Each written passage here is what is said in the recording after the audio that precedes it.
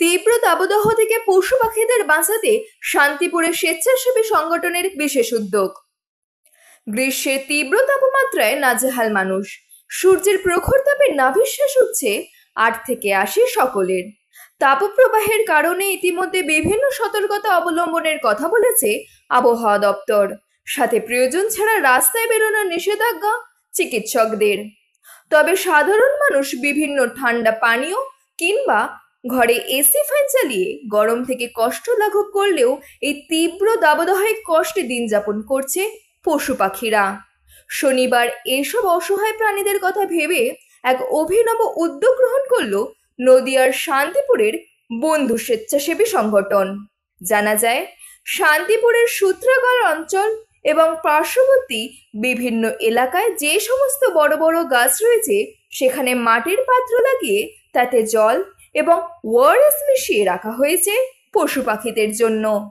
সেই সঙ্গে এই প্রচণ্ড গরমে পশু পাখিদের স্বাস্থ্য সম্পর্কে সচেতন বার্তা প্রেরণ করা হচ্ছে সাধারণ মানুষদের প্রতি। সুপ্রভাত।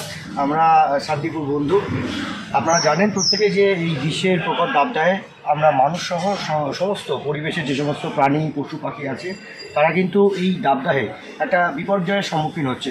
সেই দিকেই লক্ষ্য রেখে আমরা দেখতে পাচ্ছি মানুষেরা এসি লাগাচ্ছে, ফ্রিজের জল খাচ্ছে বা একটা নির্দিষ্ট ছায়াখানে তারা ধান নিচ্ছে। কিন্তু পশু পাখিদের ক্ষেত্রে কী হচ্ছে, ওরা জলের সংকট একটা তৈরি হচ্ছে, আপনারা প্রত্যেকেই জানেন। সেই জলের সংকটটা মেটানোর জন্য আমরা চেষ্টা করছি।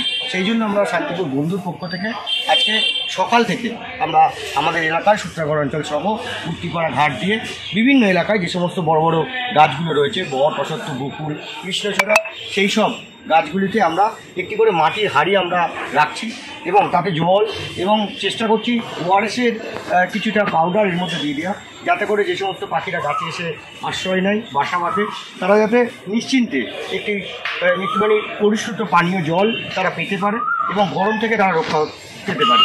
আমরা তো চেষ্টা করবই আমাদের এলাকার সমস্ত যেগুলো বাইরে এলাকায় দিচ্ছি যাতে তারা পানীয় জল এই প্রতিদিন পাল্টে পাল্টে দিতে পারে, এই আশা রাখছি। এবং সমস্ত শান্তিপুরবাসী তো সমস্ত এলাকাবাসী এবং পরিবেশবিদদের কাছে আমাদের অনুরোধ, আমরা যেমন বাঁচছি এবং পশু পাখিদের বাঁচার জন্য আপনারা সহযোগিতা করুন। ধন্যবাদ।